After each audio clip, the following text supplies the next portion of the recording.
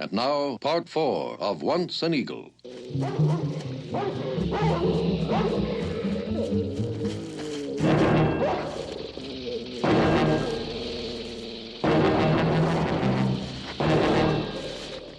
Marge, stay away from him!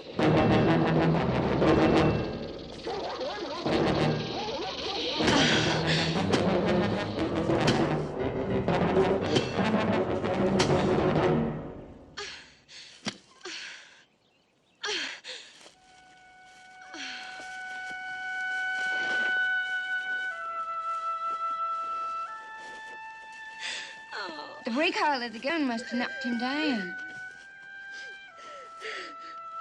He's gonna be all right, Tommy. He just banged his head.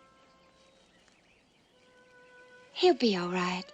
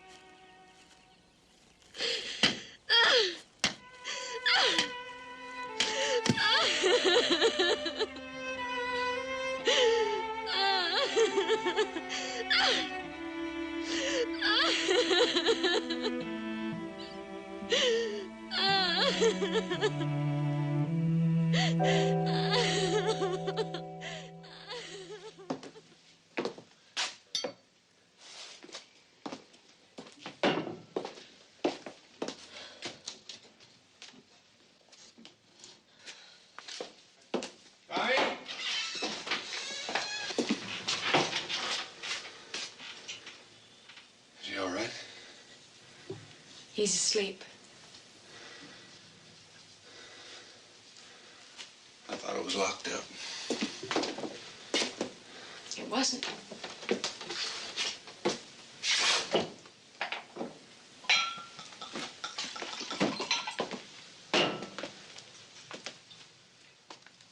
Marge told me what happened.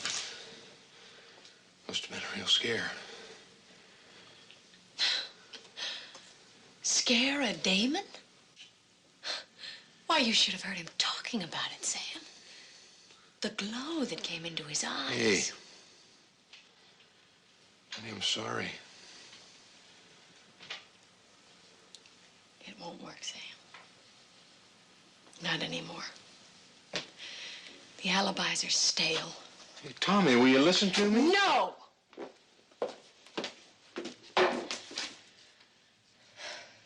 We're going away, Sam.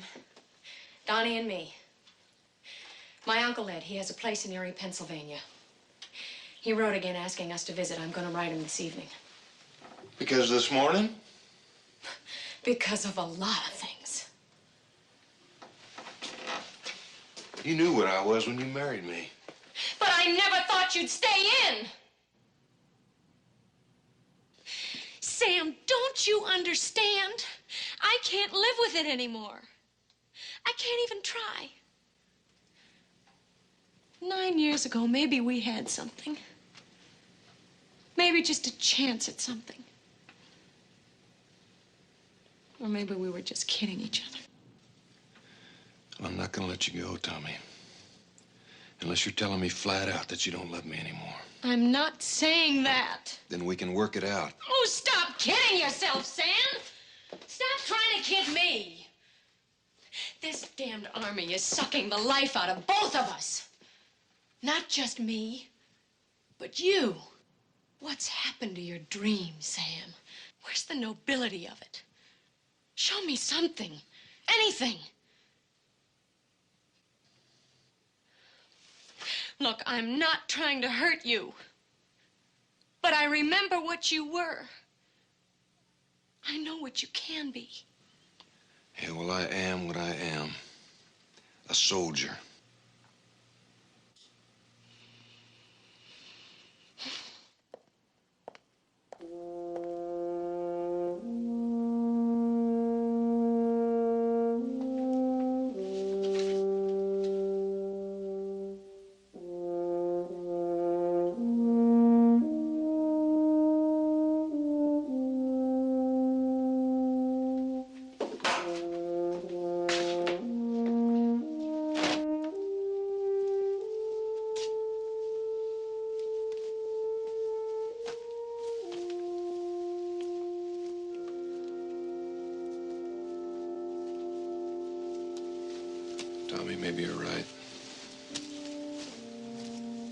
Suppose we all go.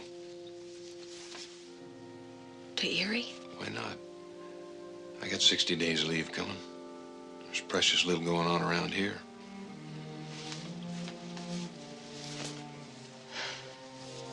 Listen, lady. I got 9 years and one little boy tied up in you. You're not going to get away that easy.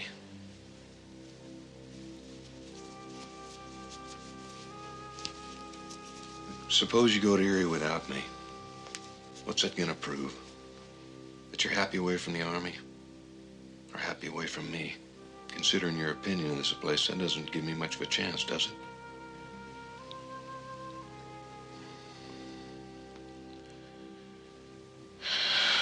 All right, Sam. But no promises. No promises for me either, Tommy.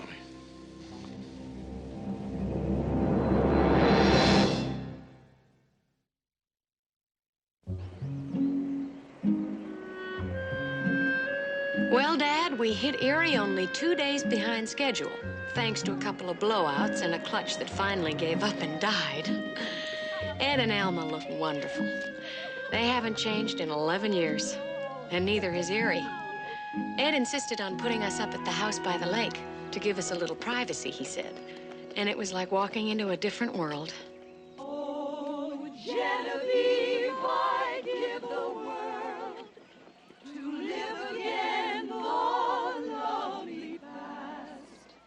The rose of youth was Last Saturday was the annual company picnic, and everyone made us feel so much at home. I haven't felt this happy or relaxed in years. Even Sam got into the spirit of things, and I do believe he's starting to enjoy himself. He's even gotten a little curious about Ed's factory, about some of the trouble they've been having. Ed's picking up Sam this morning to take a look around, and oh, I don't know, Dad. I just have this feeling that maybe our lives are going to take a whole different turn. Mr. Caldwell, sir, there's trouble down at Warehouse 2. What kind of trouble? Adam Brand's got a gun. He's threatening to shoot somebody. Brand! Can you hear me? Come out! No one will harm you. Told you it ain't gonna work, Nickerson. You want him out of there, you better get the company police to go in and drag him out or shoot him, one of the two. All right. What happened? Where'd he get the gun? I can tell you that, Mr. Caldwell, sir. He got it out of his locker. Nobody knew he had it. See, what happened was, this morning, him and Badger here was having a little discussion over coffee. You know how those things start. All of a sudden, he had this big hog leg. I wouldn't go in there if I was you, Mr. What I'm here for, isn't it, Preis? You better wait out here. Man with the gun's a dangerous thing, Ed. I've had a little experience in that line. Brand? Brand, it's Ed Caldwell. Can you hear me? Come on out so I can see you. I'm fine here, sir, where no one can shoot at me. I'm not carrying a gun. Here. Look. You could see for yourself. We're not armed. What about your cops? You got one of them waiting for me to blow off my head? Nope. You got my word on that. Come on out.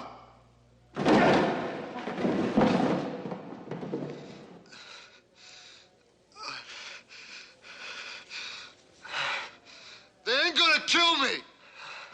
I swear to God! No, I'll kill them first!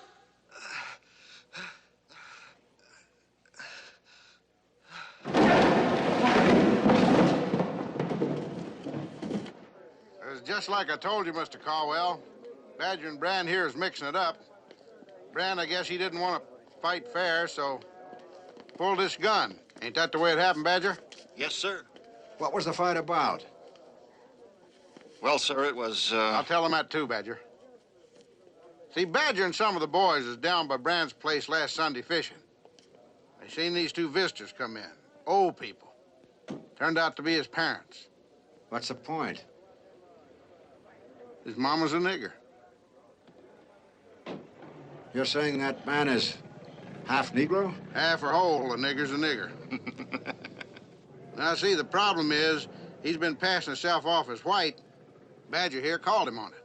Badger did that to him all by himself? Yes, sir, he did. I don't approve of my men fighting. I don't mean...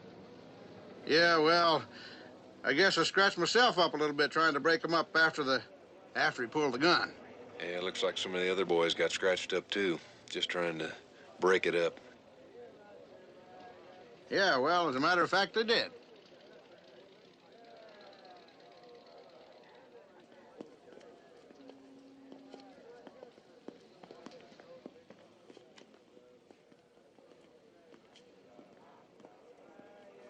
And they beat him just because he was part Negro?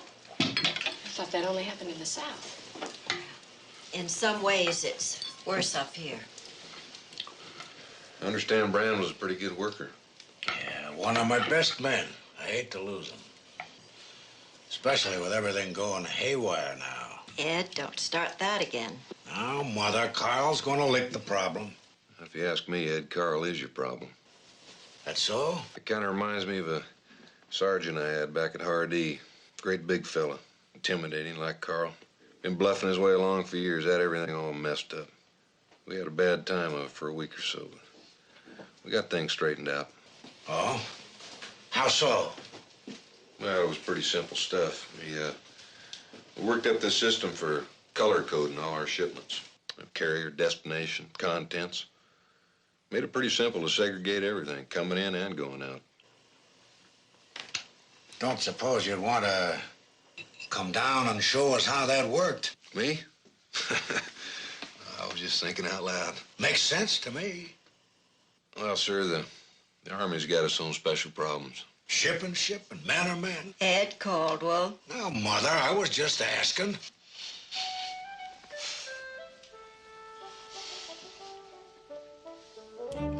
And that, Dad, is how your one and only son-in-law plunged into the cold and forbidding waters of private enterprise.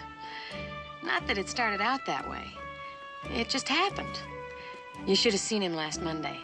Like a little kid going off to school for the first time. A little nervous, and yet kind of looking forward to it. Alma was dead set against it. Afraid it would spoil our holiday. But to tell you the truth, Dad, after the first 2 or 3 days at the lake, Sam was as antsy as usual, looking for something to keep busy.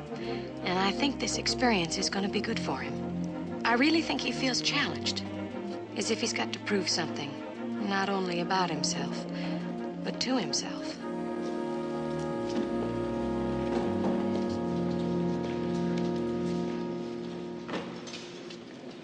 Morning, Carl. Oh, morning, Mr. Damon. You're up bright and early. Start early, finish early. Yeah. Well, there won't be much going on around here for a while. We'll be sending some stuff down from Plant 2 about 10 o'clock, but it's been awful slow. Yeah. No, it's a real shame how this company's been losing sales and some good customers because of shipping. Yeah, well, that's the railroad, see?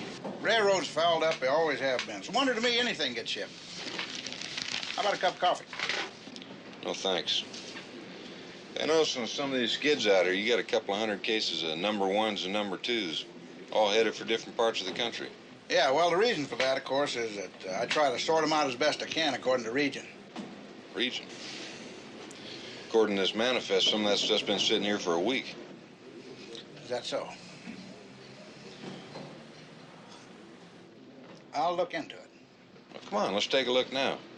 Clear out skids and see what we got. Hold on.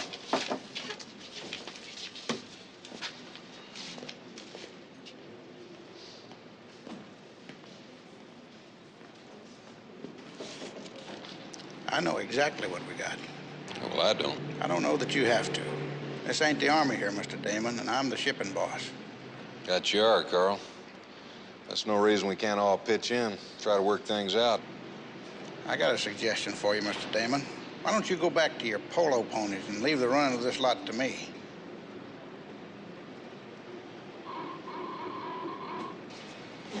Badger, that'll be Wilson. Help him unload, will you? Let's go, guys. That all right with you, Mr. Damon? Like you said, Carl, you're the shipping boss. Appreciate it.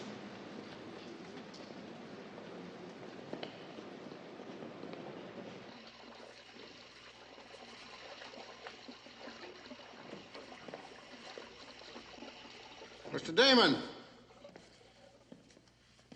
Sorry I had to tee off at you like that this morning.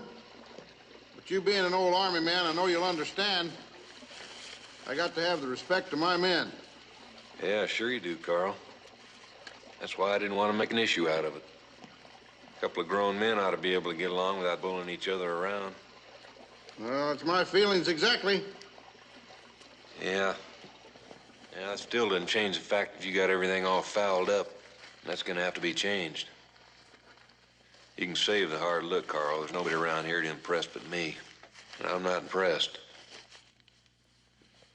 Well, looks like I didn't make myself clear this morning.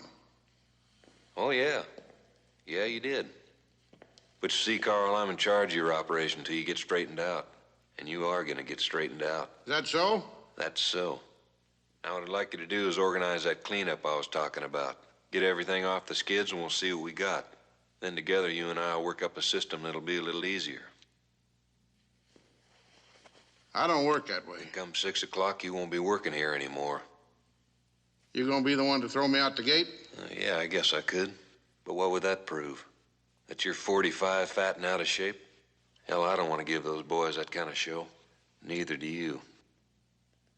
I don't think Mr. Caldwell will let you fire me. You want to go over my head? Go ahead. But don't bother saying goodbye on the way out the gate. Well, Preis did go to Ed, and Ed backed Sam up all the way. Exit Mr. Carl Preis from the premises. A couple of days later, 3 of Preis's cronies followed, leaving Sam with a good crew, but a little short-handed.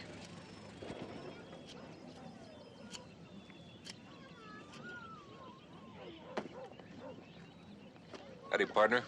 Your dad around?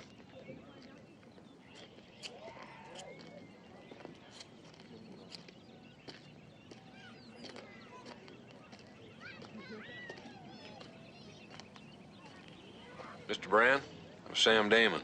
I work over at the factory. I know who you are. Hello. What's your name? I don't want your job, Mr. Damon. Gonna be moving on soon. Yeah, we need good men. How you fixed for niggers? Like I said, we need good men. Look, Preis is gone. I fired Badger, Tolliver, and Lovato, so I'm a little short-handed. Who's the new boss?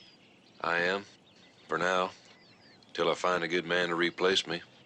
Other men may not want to work with me. Then we'll find some who will. I heard that before. Not from me. Look, Mr. Brand, you want to let Preis and those other boys run you out of here, that's your business. But you stay, and I'll back you up right down the line. I'll think on it.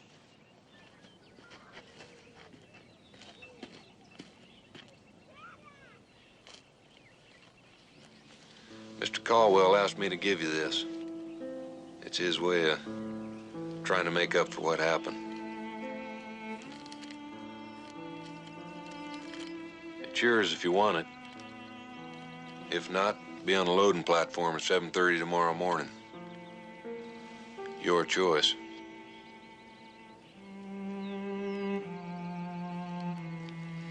Mr. Caldwell must feel real bad.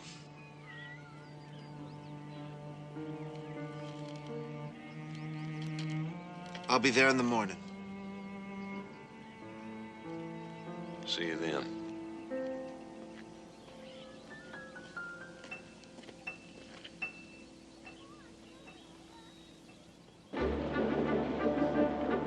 You wouldn't believe Sam, Dad. He's got the shipping section really turned around. And for the first time in a year, the complaints have trickled to a stop. I'm not sure he's sold on civilian life, but he's giving it a real try. Still in all, he hasn't completely let go. Nothing stops him from listening to the nightly news from KDKA. And I can see the look on his face when they talk about the news from Europe or the Japanese buildup in the Pacific. I guess the best part of all is what's happening between Sam and Donnie. The way they've found more time for each other. Grab that line, mate. Aye, aye, sir. home. I thought you'd sailed away to China. High seas, ma'am. Hey, fisherman. Look, Mom, I caught two. They're beautiful. And how did you do, Isaac Walton? Well, I was an instructor. That's a lame excuse. And who's gonna clean these beauties, huh? Why do you have to clean them? They're not dirty. Ho, ho, ho. Put them in the sink and then hop into the tub. Ah. If you want your breakfast, scoot.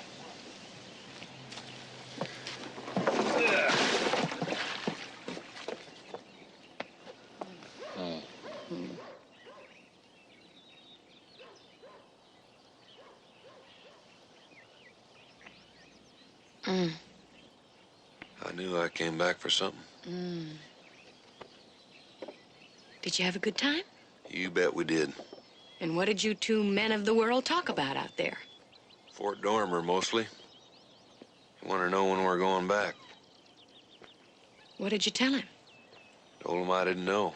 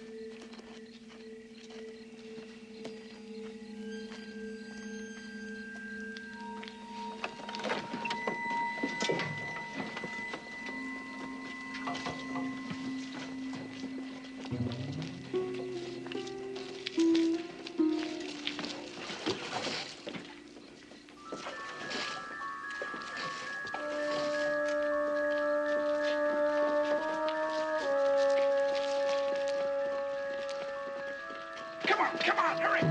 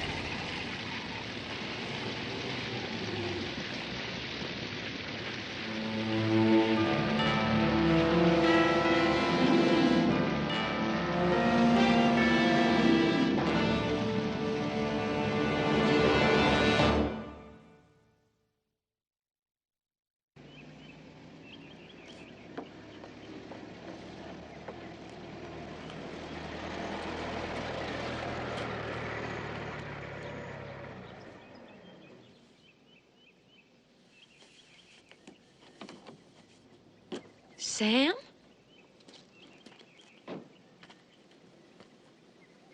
It's Bran and his wife. Shot dead. Both of them. House burned to the ground.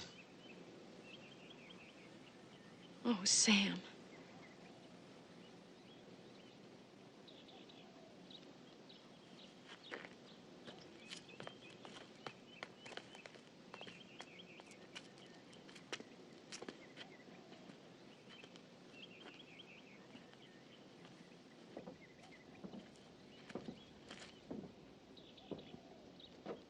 What do you say, fisherman? Hi, Dad.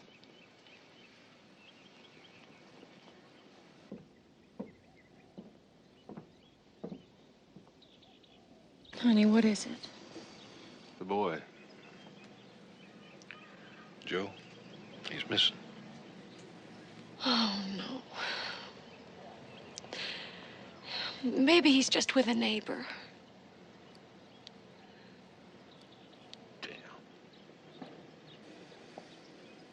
It's not your fault. Oh, that's easy to say, Tommy. It's not our boy out there running around. Hiding. He's scared to death. If I hadn't fired Preis and those others. Is that who did it? Who else could it be? I'd just let it alone. Just let Brand leave town like he wanted to. No, I had to prove something. Sam, don't. You did what you thought was best. What is it? I was just remembering something somebody said to me once. About always being so sure I was right. Making other people think I was right. Even if I wasn't.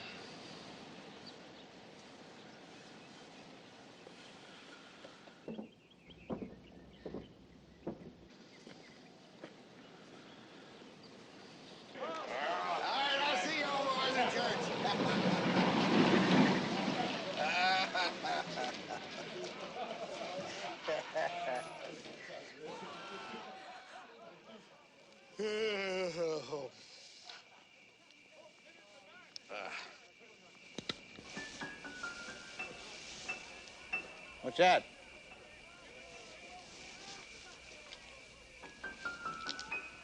Who's in there? Ah. You that niggers boy, ain't you? What are you doing? Hiding on me, boy? What you got in your hand?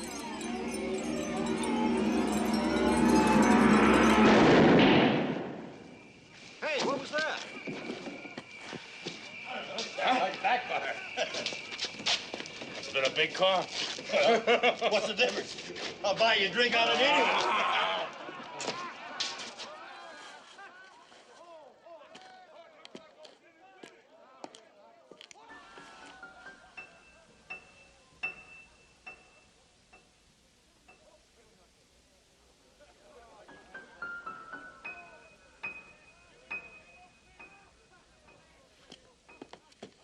Dead as a pickled herring, Sam. One shot right through the heart. And that old hog-leg 45 sitting on his chest. You're sure it was Brand's gun? Yep. No proof the boy did it, though. Unless they catch up with him and he owns up to it. But my guess is he's far gone by now. Gone where, Ed? Well, that kid can't be more than 12 years old. What's he gonna do? It's not your bother. Well, I'm not so sure. Where you going? We'll see if I can find him. Hell, Sam, you've been looking for him for a week. Suppose he did kill Preis. You think he's still gonna be around now? He'll be long gone. Use your head. Come on up to my office. Got a little something we brought in the back door from Canada. Anyway, it's time you and I talked.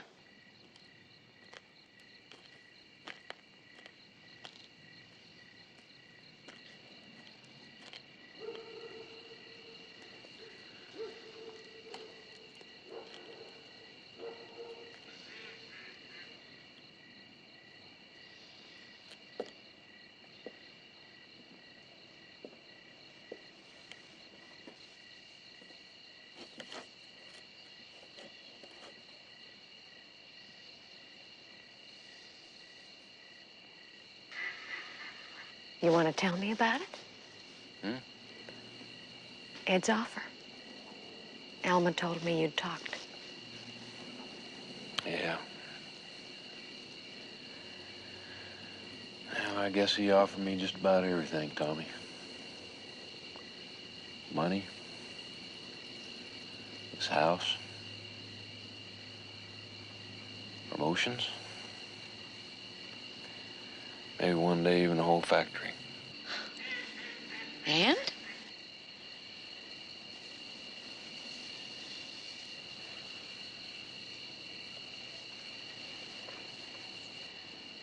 You turned him down? Yeah, I turned him down.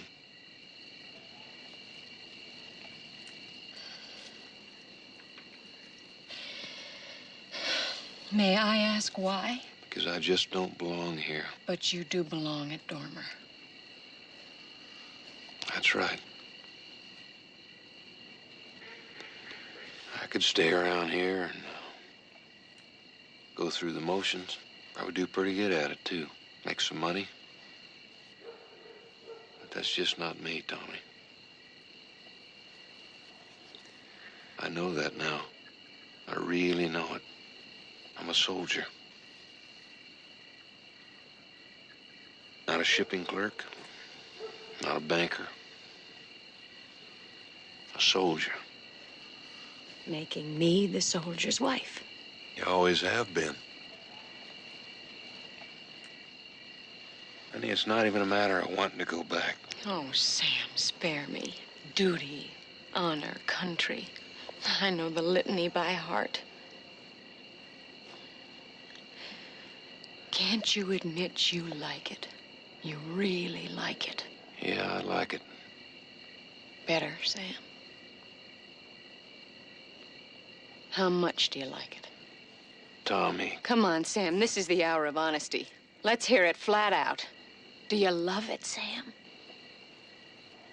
I want an answer, now. Yes. Yes, I love it. If that makes me some kind of a fool, I can't help it. War? Do you love war? No. Killing, then? You know better than that.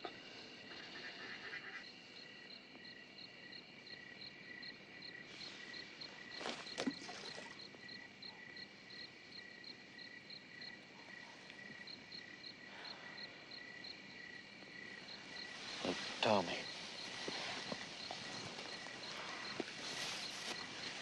Listen to me. You know what's going on out there. It's building up like 1914 all over again. And it just can't happen. Maybe if we're ready this time. I mean, really prepared. Nobody will have the guts to start it. But that's the only chance we've got, honey. Because it's coming. Unless we're strong enough to put a lid on it.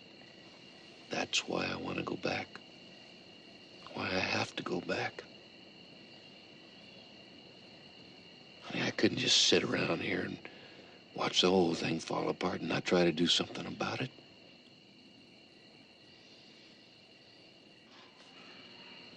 Okay. I can live with that.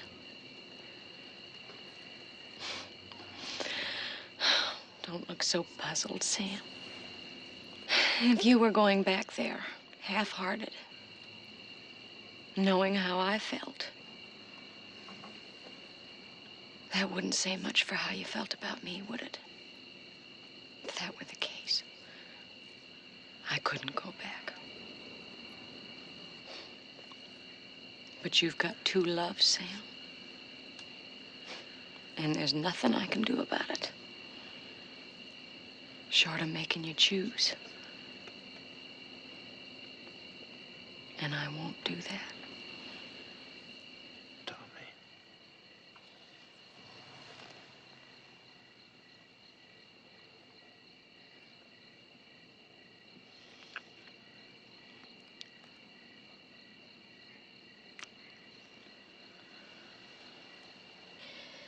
When we get back, I'm gonna put in for a tour of Meade. Or the Presidio. Someplace near a big city. We'll get Donnie into a good school. Well, we'll talk about it later.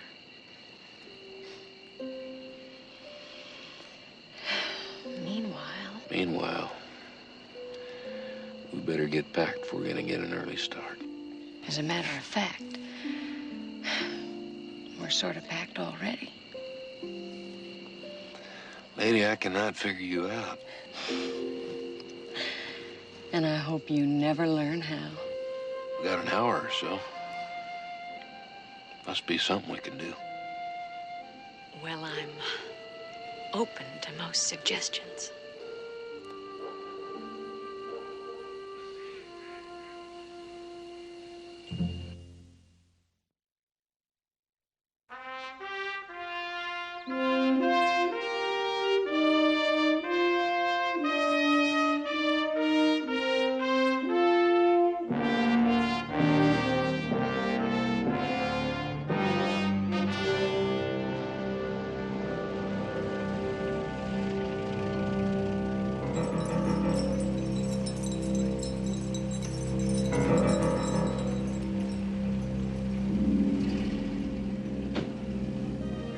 presentation is really marvelous, but I'm afraid that... Oh, Court is so full of buts and ifs and maybes. For a military man, he's terribly indecisive.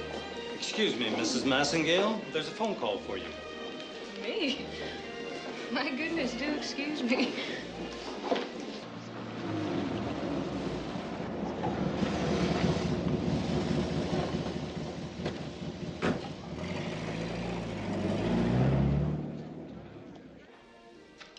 Hello?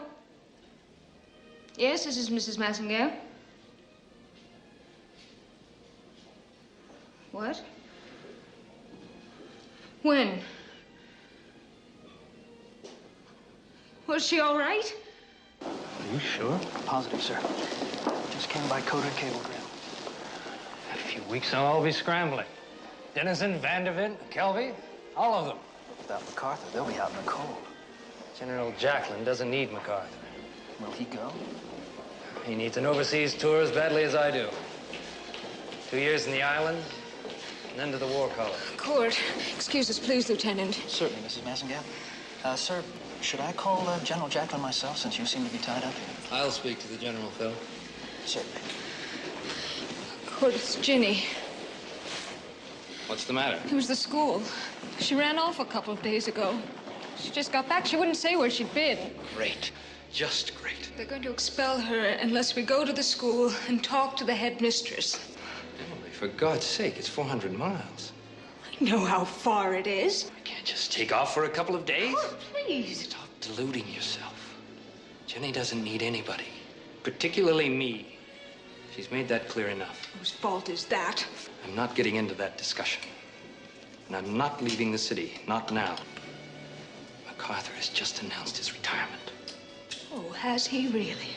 Well, who cares? I'm going to try and push through a transfer to the Philippines. That'll get me into the War College. With my time and grade, it should mean a promotion to colonel. Would you listen to me? Our daughter is frightened and in trouble. If we're leaving the country, it's just as well that she left that school anyway. Listen, if you have to go, go. I'll arrange for your transportation. We'll talk about it when I get back. Excuse me.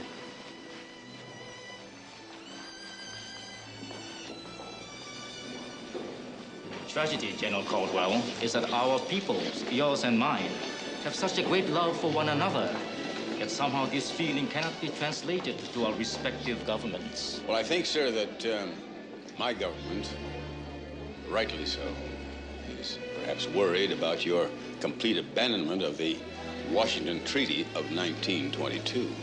Times change, sir. Our conflict with the imperialist forces in China has forced a necessary build-up in our naval capabilities, it is true. But to suggest that this threatens the interest of the United States in the Pacific is not only unfair, it is incomprehensible to me. You will excuse me? I haven't had such a feeling of brotherly love since I first read the story of Cain and Abel. Strange. I was thinking of David and Goliath. Yeah, with us holding the slingshot. An outmanned, outgunned, outnumbered Pacific fleet harbored in Los Angeles. Well, clear across the Pacific. Now you tell me, sir. You know, I have the funny feeling that I'm listening to Doug MacArthur.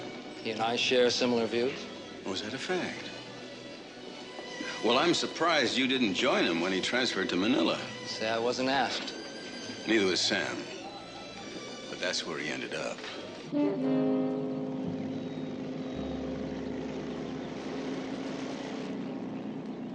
Stand up, nigger boy. You hear me? Stand up!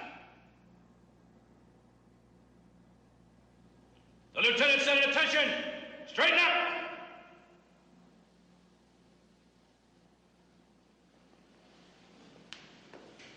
What's the matter with you, Moran?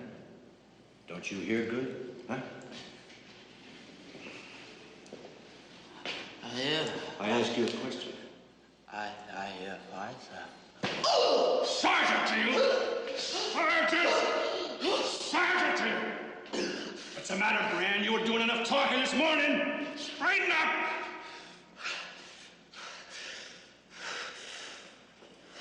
Maybe all of a sudden you ain't got such a big mouth, huh?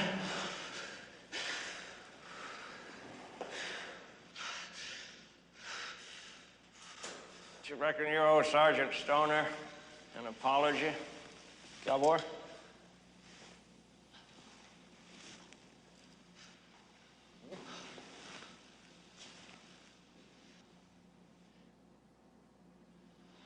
Oh, yes, sir. I tell the guys, sir. Never have it again, sir.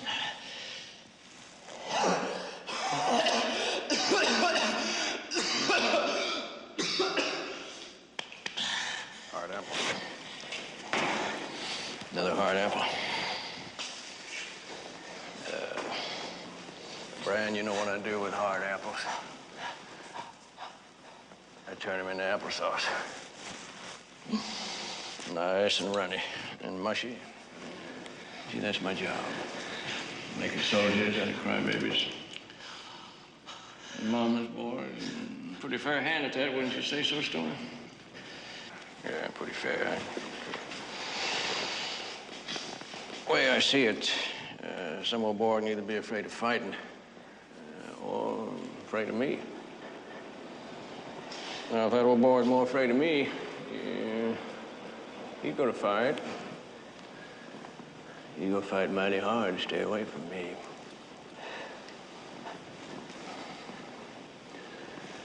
That's the way I see my job.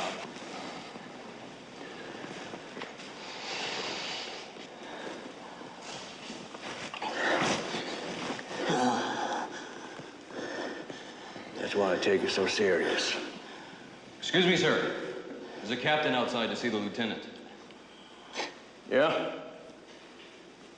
About what? Wouldn't say, sir.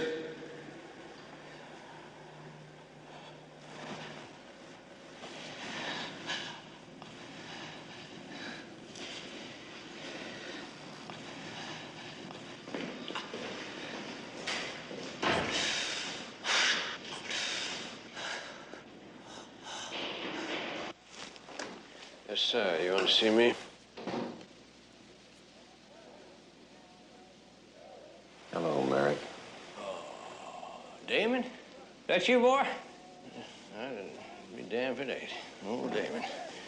I thought you'd be long gone from this here army stuff. First chance you got, boy. It's funny, I thought you'd be dead. Did you? Well, seems to me that's the type of conversation we had last time we saw each other. You remember that, boy? That little town in France when you saved your good buddy's skin. I remember that. What was that old boy's name, Damon?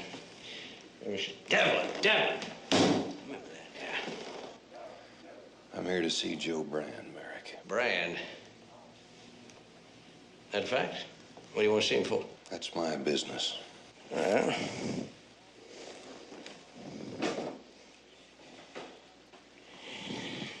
you ain't his CO, boy. Oh, he's a lawyer, maybe, huh?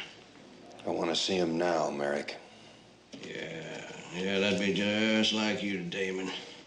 Button your damn nose in where it don't belong, just like last time. Well, this is a little different, ain't it? I didn't know you socialized with niggers. You ain't surprised. You must know him pretty well. Well, around here's what we call a quadroon. You ever heard that expression? That means partly colored. That's like being partly pregnant. He ain't black enough to be in a colored outfit, boy. But he's colored. Oh, hell yeah, he's colored all the same. Do I see him, Lieutenant? Or do I get your butt deep fried by the Fort Commandant? Boy.